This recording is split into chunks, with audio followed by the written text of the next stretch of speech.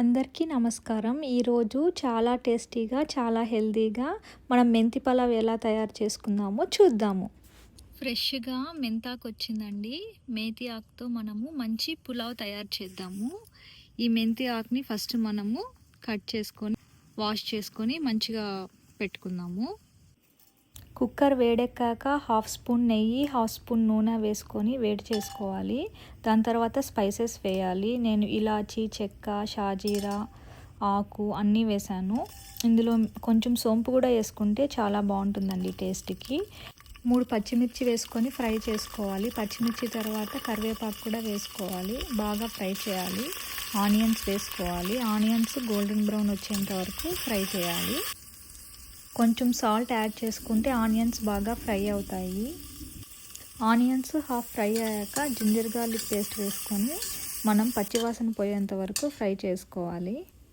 Onions ఇలా బాగా fry అయ్యాక ఆ టమోటాలను కూడా ఫ్రై చేసుకోవాలి.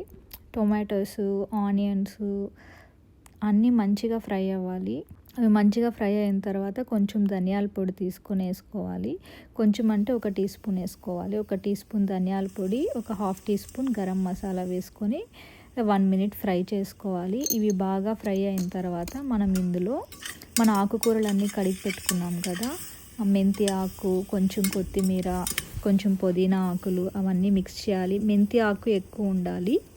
చిన్న చిన్న కప్పులకు మాత్రం పుదీనా అండ్ కొత్తిమీర ఉండాలి. ఎందుకంటే మనం మెంతి ఆకునే ఎక్కువ వేస్తే అది ఎక్కువ చేదు వచ్చేస్తుంది. కాబట్టి మనం అన్నీ మిక్స్డ్ వేసి ఫ్రై చేయాలి. ఇది మాత్రం ఒక 5 మినిట్స్ బాగా ఫ్రై చేయాలి. ఎందుకంటే మెంతి ఆకు బాగా ఫ్రై అవుతేనే దానికి మనకి చేదు పోతుందన్నమాట.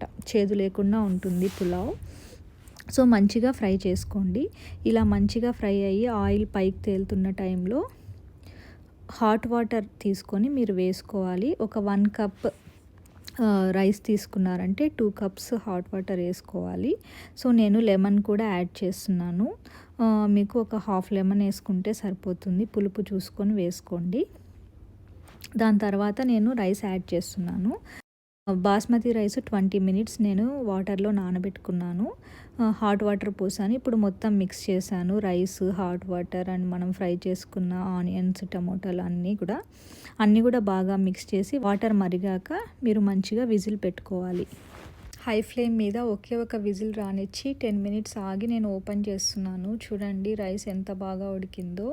చాలా టేస్టీగా ఉంటుంది. చాలా హెల్దీ రెసిపీ కూడా. ప్రతి ఒక్కరూ మీరు ట్రై చేయండి. మీకు ఎప్పుడైనా టైం లేనప్పుడు ఈజీగా మీరు కుక్కర్లో ఇది చేసుకోవచ్చు. చాలా బాగుంటుంది. మీ పిల్లలకి లంచ్ బాక్సెస్లో కూడా సర్వ్ చేయొచ్చు.